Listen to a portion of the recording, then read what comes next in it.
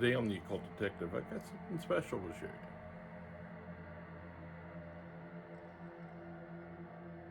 My mother has been digging around in her attic and kind of downsizing, and she's been passing a lot of old treasures back to me. And I wanted to show off a couple of things that she came up with.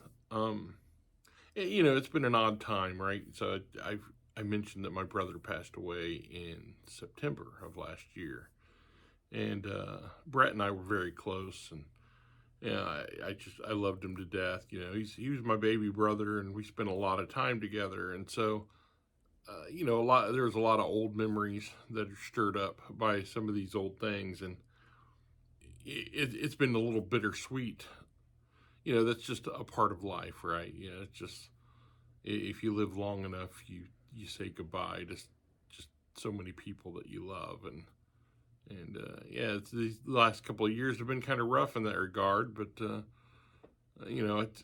I just turned 58 a couple of weeks ago, and I guess you get a little nostalgic as those kind of things come along. What I want to do is I want to show you some things that make me happy, that kind of fill my heart up. So as you know, I'm a big fan of J.R.R. Tolkien, and so one of the things my mother found in her attic was this. This is the copy of The Fellowship of the Ring that I first read back in 1978. It is library bound. Came from the Converse Jackson Township Library. And this was sold many years ago in one of their book sales.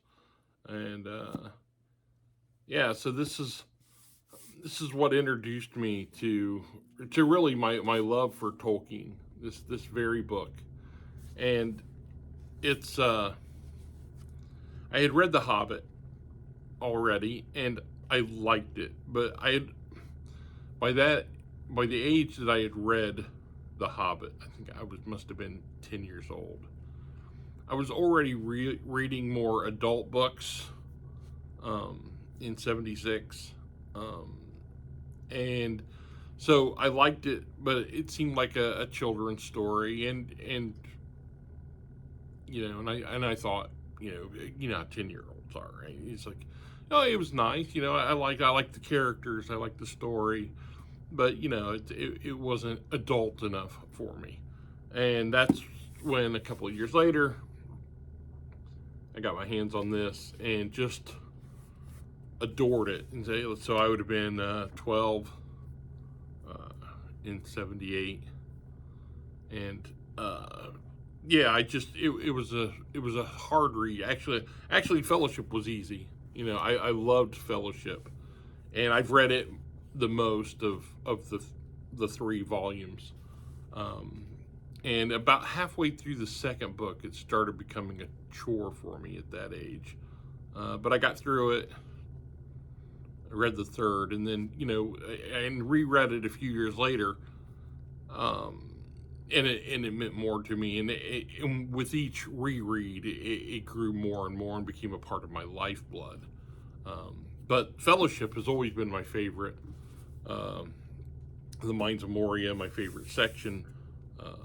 On Tolkien Day, I usually read those chapters again every year. So, but yeah, it was just a thrill to get this edition. I know Michael K. Vaughan listed The Lord of the Rings as one of his essential books, and yeah, of course, I mean, there's nothing more essential for your bookshelf than Tolkien, and I'm proud to have this book back where it should have belonged all along, on my library shelf. So, coming back home to spend some time there. Another item I wanted to share with you, just out of nostalgia, is a magazine that came out in 1982. 82, I would have been 16. And this was my brother's, actually. He's 4 years younger than me, so he would have been, 12 at the time. But maybe if you're of an age, you'll remember Bananas magazine was published by Scholastic, and this copy I loved, right? And I'm going to show you why. It was their comics issue. So we open it up, and we have Bob Stein, Yates, and Tolman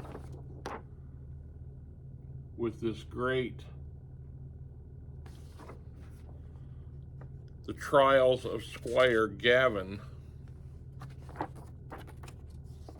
And I just loved this story. The art was amazing.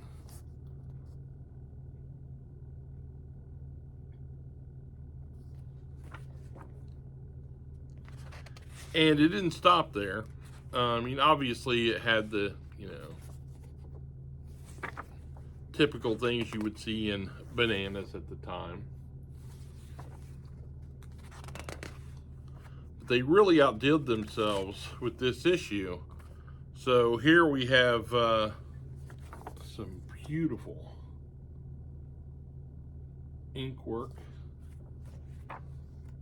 This was by Bissett with a story by Suzanne Lord. Probably Bissett, isn't it? Yeah.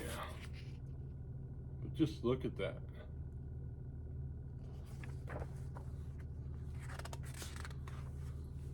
So naturally, I kind of hung on to this. There's some nice cartoon work.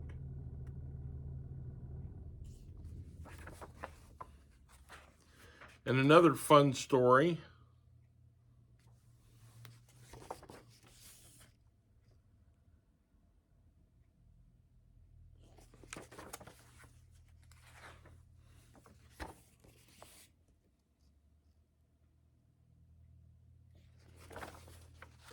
I mean, naturally, I just gravitated to this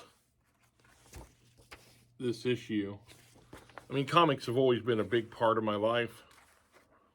I've just, it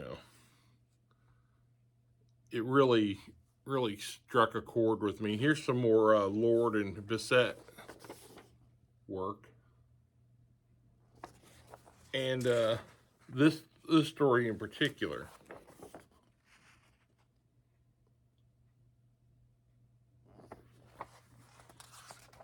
meant a lot to me because I love me some werewolves.